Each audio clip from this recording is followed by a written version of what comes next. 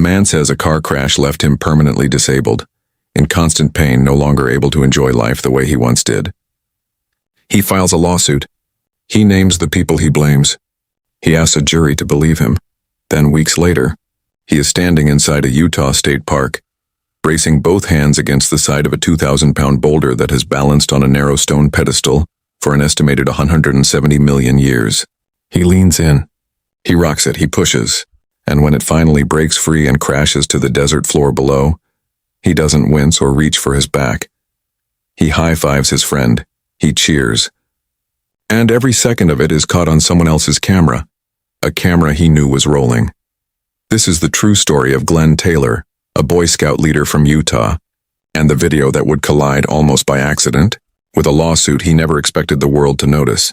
It is a story about a natural wonder, a legal claim, and what happens when the evidence that undoes you is evidence you filmed yourself, then handed to the entire internet for free.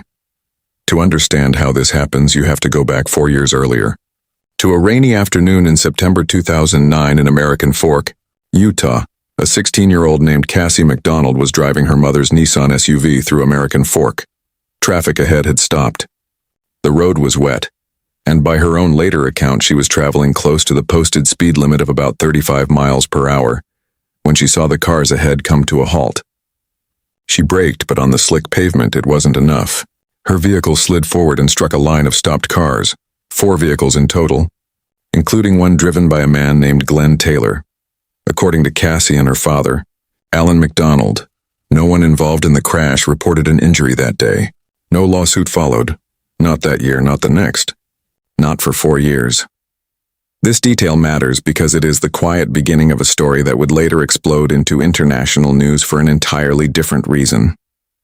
For 4 years, a minor rear-end collision sat unresolved and unremarked upon, until September 2013, when it resurfaced in a courtroom filing, just weeks before its central figure would make headlines around the world. In September 2013, Glenn Taylor of Highland, Utah, filed a personal injury lawsuit against Alan McDonald and his daughter Cassie. The complaint alleged that the 2009 crash had left Taylor with serious, permanent and debilitating injuries to his back. In his attorney's court filings, Taylor said he had been forced to, quote, endure great pain and suffering, disability, impairment, loss of joy of life. According to the lawsuit, he had incurred roughly $5,000 in medical expenses connected to the crash, with his attorney later telling a reporter that the medical bills could continue for years. The McDonalds, for their part, said they were caught off guard. They had not yet been formally served with the lawsuit. Alan McDonald later said he learned of the case through his insurance company. As far as the family knew, this was simply an old fender bender resurfacing 4 years later, as a legal claim. Nobody involved had any idea that, within weeks, a video would surface that would make this lawsuit one of the most talked about legal claims in the country, and not for the reasons Taylor's attorney would have wanted. 4 years is also close to the outer edge of how long Utah law typically allows for this kind of civil claim, a detail several news outlets pointed out at the time. Why Taylor waited that long to file is not something the public record explains. Only his timeline is on file, not his reasoning. On October 11, 2013, Glenn Taylor was doing something unrelated to any courtroom, leading a troop of 8 Boy Scouts on an outing to Goblin Valley State Park, tucked into the high desert of Emery County in central Utah. The park is known worldwide for thousands of strange, mushroom-shaped sandstone formations called hoodoos, or goblins, or narrow stone bases holding up wide, heavy caps sculpted over millions of years by wind and rain. Alongside Taylor was fellow troop leader David Hall, and according to reporting at the time, Taylor's own son. Somewhere in the park, the group came across one particular hoodoo, a formation park officials and news reports estimated to be roughly 170 million years old, balanced for all that time on a slender stone base. Taylor and Hall later said the rock looked unstable, and that they feared it could fall and hurt a visitor, possibly a child. So Taylor climbed up, braced himself against the formation, and began to rock it back and forth. Hall filmed the entire thing on his phone. You can hear him narrating as it happens, at one point singing along under his breath to a pop song as Taylor worked the boulder loose. Then the roughly 2,000-pound formation gave way. It toppled off its pedestal and tumbled down an embankment below. What followed was not caution or concern or any acknowledgement that they had just destroyed a formation older than most of human history. It was celebration. The men cheered. They high-fived. Taylor's son, watching, laughed along with them. Hall can be heard declaring into the camera, quote, "We have now modified Goblin Valley, framing the destruction as an act of public safety, rather than what state park officials would soon call it, the vandalism of a protected natural resource." Hall uploaded the video to YouTube. Within days, it had been viewed by millions of people around the world. In the same recording, Hall can be heard insisting the danger had been real, claiming a family with small children had walked beneath the hoodoo shortly before, and framing the topple as an act of protection rather than destruction. It was a justification the two men would keep repeating for days, even as public outrage mounted around them. Taylor would later tell ABC News that he regretted how he'd handled it. Quote, "The Boy Scouts didn't teach me to do this." The reaction was swift and almost entirely negative. Commentators, park officials, and ordinary viewers condemned the men for destroying, in about a minute with visible enjoyment, something that had existed for roughly 170 million years. Jeff Rasmussen, Deputy Director of Utah State Parks and Recreation, said his agency was seriously troubled by what the footage showed. The Boy Scouts of America publicly called the men's actions, quote, "reprehensible," and said it would take appropriate action after reviewing the incident, noting the organization's outdoor ethics are built around a leave-no-trace philosophy. The exact opposite of what the video showed. Both Taylor and Hall were removed as scout leaders shortly afterward. The backlash went further than public criticism. According to news reports at the time, both men began receiving hate mail and death threats over the video. The Emery County Attorney's Office confirmed it had been contacted by state park representatives and would review the case for possible criminal charges once its investigation was complete. Taylor and Hall continued to insist their intentions had been good, that they believed the rock was a genuine hazard, and that pushing it over before it fell on its own was the safer option.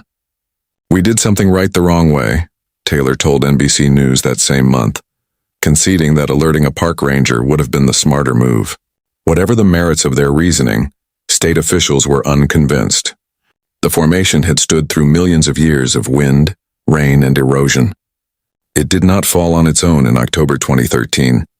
It was pushed, on camera, by a man who would soon need the public to believe he could barely stand. It was in the days after the video went viral that reporters, first at Utah's KUTV and KSL, then national outlets, made a connection nobody had been looking for. The same Glenn Taylor seen laughing and celebrating atop a boulder he had just destroyed was, at that very moment, the plaintiff in an active lawsuit claiming a debilitating back injury. Alan McDonald told a Salt Lake City television station that he was stunned by the coincidence. Watching footage of Taylor bracing against a 2,000-pound rock and rocking it loose, McDonald didn't mince words.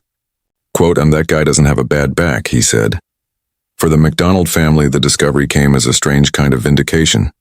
They had spent years assuming the 2009 accident was long behind them. Now the very same viral video the rest of the country was watching for entirely different reasons had landed in their lap as unplanned evidence. In their own defense, asked directly by a reporter why he didn't appear to be in pain in the video, given his pending disability claim, Taylor offered a now infamous response. Quote, "You didn't see how hard I pushed." Taylor's attorney, Mark Stubbs, pushed back on the idea that the video settled anything. He told a reporter the footage might not play well in front of a jury, but that it was, in his words, only one piece of a larger case, and that a client beginning to recover from an injury doesn't erase pain already endured. Legal analysts saw the moment differently. CNN legal analyst Danny Savalos observed that anyone with a pending disability claim would be wise to first avoid the camera like the plague. Taylor, he noted, had done the opposite, filming himself mid-feat of strength, apparently never imagining the footage would reach anyone connected to his case, let alone the entire country. Away from the lawsuit entirely, Taylor and Hall now faced consequences of their own making. In January 2014, Emery County prosecutors formally charged Taylor with 1 count of criminal mischief, a third-degree felony, and charged Hall with 1 count of aiding and assisting criminal mischief, also a third-degree felony. Each charge carried a maximum possible sentence of 5 years in prison, along with fines and restitution.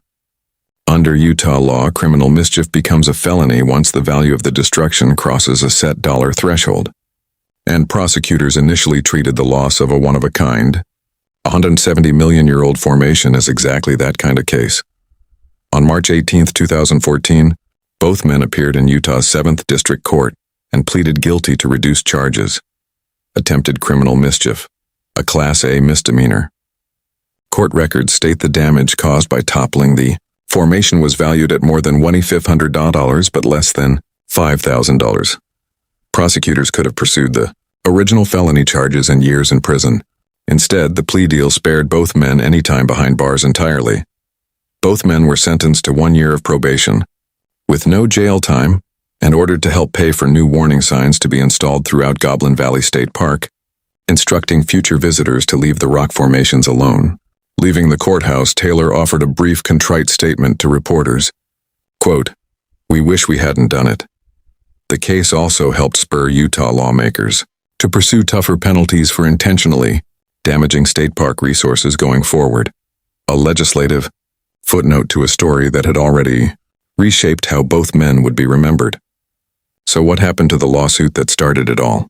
According to court records, Taylor's personal injury case against the McDonald's was dismissed in October 2014.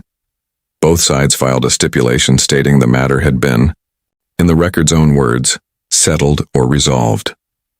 The specific terms of that resolution were never disclosed in the public court record, and no source reviewed for this story confirms whether Taylor received any payment at all. By the end of that year, the case had earned a different kind of distinction. The U.S. Chamber Institute for Legal Reform, which runs an annual public poll of the year's most mocked lawsuits through its Faces of Lawsuit Abuse campaign, ranked Taylor's disability claim number 1 on its most ridiculous lawsuits of 2014 list. That same list, built from monthly public polls throughout the year, also featured a New York man who sued the city for an amount he described as larger than all the money on earth, and a group of Colorado rescuers who were sued by the very flood victim they had pulled to safety. Out of all of them, Taylor's case topped the list. Worth noting, the Institute for Legal Reform is a U.S. Chamber of Commerce affiliated group that actively advocates for tort reform, so its most ridiculous rankings reflect a particular point of view on the civil justice system. The underlying facts of Taylor's case, however, the lawsuit, the video, and the criminal charges come from court records and independent news reporting, not from that campaign. It is worth being precise about what we do and don't know here. We know the lawsuit was filed, and we know it was dismissed as resolved. What we don't know, because it was never made public, is what, if anything, changed hands to make it go away. So, what actually happened here? A man filed a legal claim asserting that an old car accident had left him with a permanent, disabling injury. Weeks later, while that claim was still active, he was filmed single-handedly dislodging a boulder that took real, visible effort to move, then celebrating like an athlete who had just won a competition. None of this proves, on its own, that every word of his original claim was false. Backs can improve. Pain can be inconsistent from one week to the next. But the video did something a written medical record alone cannot do. It showed, in real time, a body moving in ways the claim said it no longer could. That contradiction between the words in a legal filing and the actions caught on camera is precisely why insurance investigators and opposing attorneys increasingly look for exactly this kind of footage. Increasingly, they don't even have to look very hard. People post it themselves. Glenn Taylor didn't get caught by a private investigator hiding in a van with a telephoto lens. He got caught because he and a friend thought a viral moment of triumph was worth filming, and never considered who else might eventually be watching. It's a dynamic that has only become more common since 2013.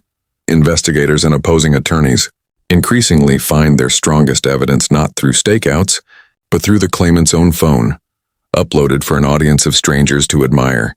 Taylor's case remains one of the earliest and strangest examples of that shift, catching someone in the act.